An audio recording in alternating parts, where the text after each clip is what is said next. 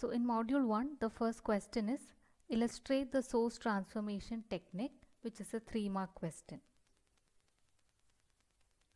So the source transformation technique says that if we have a voltage source V which has an internal resistance R, it can be converted into a current source I with an internal resistance R. So here we have a voltage source in series with the internal resistance RV. RL is the load resistance. This can be converted into a current source which is in parallel with the internal resistance, and again RL is the load resistance. So in order to achieve that, the internal resistance of both the voltage source and the internal resistance of the current source have to be equal. So that is the proof that is given over here. So this is the main condition which you have to mention. So as an example, you can also mention that if you have a 10 volt source which is in series with a 2 ohm resistance, it can be converted into a current source whose value is given by 10 divided by 2. So that will be equal to 5, and it can be kept in parallel with the 2 ohm resistance. So this is the transformed circuit. The next question is explain the concept of supernode. Again, that is a 3-mark question. So supernode is applied when you have a voltage source which is common to two nodes. So here we have two nodes V1 and V2, and you have a voltage source which is common to them, that is V. So in that case, what you will do is one equation by combining the two nodes, that is combining node 1 and node 2, you will write an equation, and the second one will be for that particular branch, that is V1, V and V2. So if you combine node 1 and node 2, first of all you have to mark all the currents as going away from the node. So here at node 1, I1 is already given, which is coming towards the node. So let us mark I3 as going away from the node. Then the branch V1, V2 need not have any current through it because it only has a voltage source. Then the second node, that is V2, that has got already I2 coming towards it. So you only have to mark I4 which is going away from it. So here consider 1 and 2 as a single node. So what we have is the sum of the incoming current is equal to sum of outgoing current according to KCL. So here we have I1 plus I2, which would be equal to I3 plus I4. So if you bring them to the left hand side, you have I1 minus I3 minus I4 plus I2 is equal to 0. Next you have the equation for the branch. So that can be written like, you start from the left end. So V1, then you write plus V, which is the second one, minus V2 is equal to 0. So if you rearrange that, you will get V1 minus V2 is equal to minus V. So that will be the two equations. So this is how you approach a question that has got supernode analysis. Next we come to part B. So this question, find the voltage V1 using nodal analysis, is a 7-mark question. So here we have got 3 sources. The first one is a 5 ampere current source which is independent, and the other two sources are 0.4 V1 which is a voltage source and whose value depends upon V1, and 0.01 V1 which is a current source whose value depends upon the voltage V1. So first of all, let us write the nodal equations. For that we have to mark the nodes. The nodes are 1, 2, 3, and also we have node 4 which is the ground or the reference node, which will be equal to 0. Then next step we have to mark the current. So the currents have to be marked like going away from the node. So if you consider node 1 already has 5 ampere current coming towards it. It is already given in the question. So the remaining two branches we have to assign it like going away from the node. So I1 and I2 is going away from the node. Next take node 2. Here I1 is already coming towards it. To the downward branch we need not assume any current because there is only a voltage source over there. Then towards the right we will assume a current is going away from 2. So that is I3. Then if you consider node 3, already to the 3 branches current has been assigned. I2, I3 is already coming towards it, and also 0.01 V1, that current is also coming towards that node. So next let us write the equation for node 1. So node 1, as we know by KCL, the sum of incoming currents is equal to sum of outgoing current.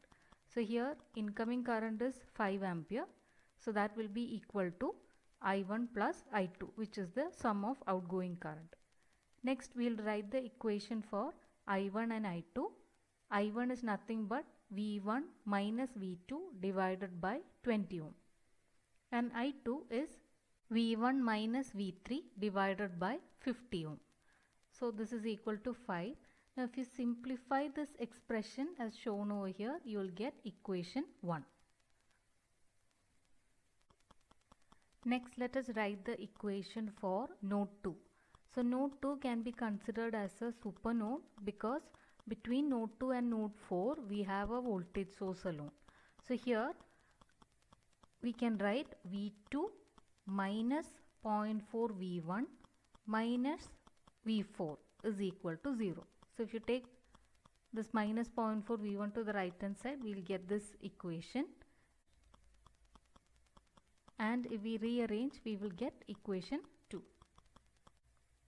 Next, let us write the equation for node 3. Node 3 has got 3 incoming current, that is I2, I3 and 0.01 V1. So I2 is given by V1 minus V3 divided by 50, and I3 is given by V2 minus V3 divided by 30, and also we have 0.01 V1, which is a current value whose value is dependent on V1, and all the three together is incoming current, so that will be equal to 0.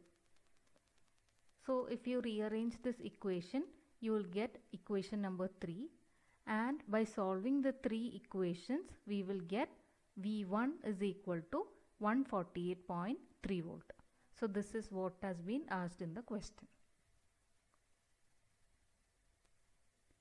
Next question, it is a 7-mark question. We have to find the power delivered by the 5 ampere current source using nodal method. So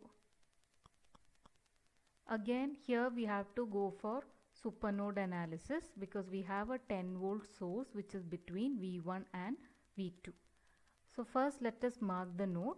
So we have node 1, 2, 3 and 4th node, which is the ground node. Next let us mark the current. At 1 we have 2 ampere which is going away from it. Then we have to mark I1 which is also going away from the node. Then through this branch, that is through the 10 volt branch, we need not consider any current because that is where we are going to consider the supernode. Then at node 3 we already have I1 coming towards it, and then we have if you consider node 2 we have I2 also going away from that node. So at 3 we have to consider only I4 which is going away from it. Similarly at node 2, as I told you earlier, I2 is going away from it and also I3 is going away from it. 5 ampere is also coming towards it.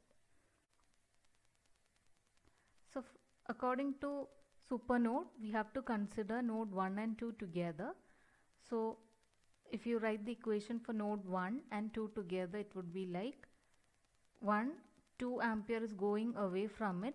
Similarly, you have I3 which is V2 minus V4 divided by 5. Also I1 and I2 which is going away from it. So I1 is given by V1 minus V3 by 3 and I2 is given by V2 minus V3 by 1. So if you write all that, you will get equation 1 if you simplify it. Similarly, if you have to write the equation for node 3, Node 3 has got two currents which are incoming and one current which is outgoing, that is I1 plus I2 will be equal to I4. I1 is V1 minus V3 by 3, I2 is V2 minus V3 by 1, and I4 is V3 minus 0, that is V4 divided by 2. Next you have to write the equation for the supernode branch. So that is given by V1 minus 10 minus V2 is equal to 0. So we have that expression also, so that is equation number 3. Now we can use either Cramer's rule or you can use a calculator to solve. So by solving we will get V2. So the power of 5 ampere current source is voltage into current. So we have found out voltage which is 3.71 into current is 5 ampere for the 5 ampere source. So that is going to be equal to 18.54 watt. Next question is, you have to find the current through the 8 ohm resistor in the following circuit using mesh analysis. So here we have got 4 meshes and they have already assigned the mesh currents. All the mesh currents are assumed in clockwise direction. So if you look at that, very simply you can write that of 2 meshes. For example, for mesh 1, already there is a current source which is 3 ampere, but 3 ampere is opposite direction to I1, so we will write I1 is equal to minus 3 ampere. Similarly, you have mesh 4 where you have I4 is equal to minus 12 ampere. So if you consider these two, we have already written that of mesh 1 and mesh 4. Next let us write that of mesh 2. So here mesh 2 and 3 has got a current source in between them. So it is a super mesh. So since we have a super mesh, you have to write the equation for mesh 2 and 3 combined. So let us start from here. So it is going to be minus 6 I2 minus 8 I3 minus I4 plus 10 plus 5 minus 4 I2 minus I1 is equal to 0. So if you simplify that, you will get equation number 3. Next we have to consider that branch of that current source. So there if you consider I3 is same direction as that of the current source which is 7 ampere and I2 is in the opposite direction.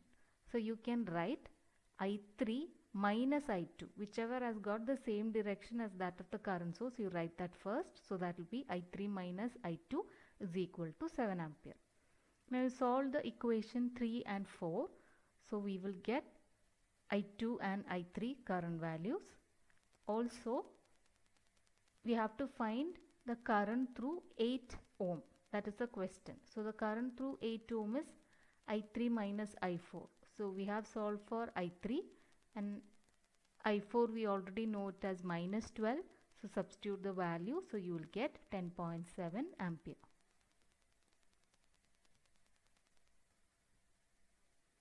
Next, determine the value of current using mesh analysis. So this is a 7-mark question.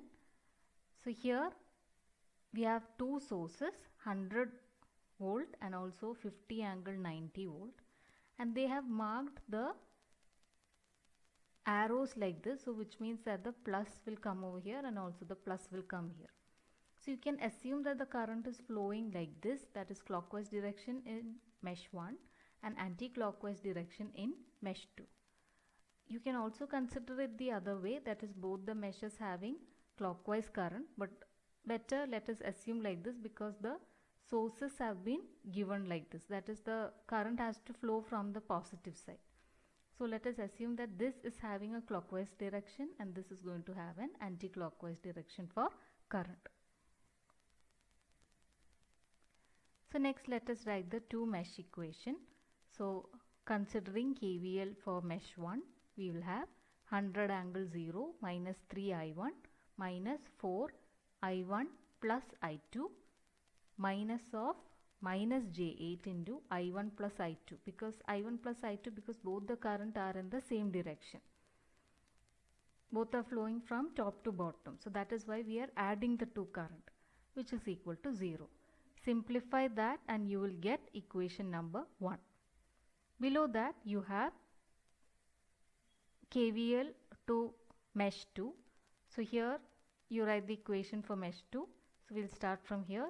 50 angle 90 minus J4 into I2 minus 4 into I2 plus I1. I2 plus I1 because both the current are again, as I said, flowing in the same direction and you have to add it and not subtract it. Minus J8 into I2 plus I1 is equal to 0. So we got equation 1 and 2. Now we can solve it using matrix form. So we will write it in the matrix form and by Cramer's rule. So Cramer's rule means that we have to write I1 is equal to delta 1 by delta. So what is delta 1?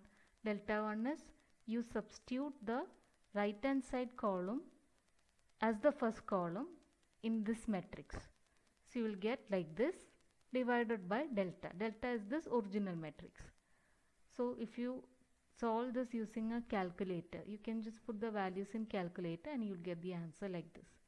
You have to represent the answer in polar format for current and voltages.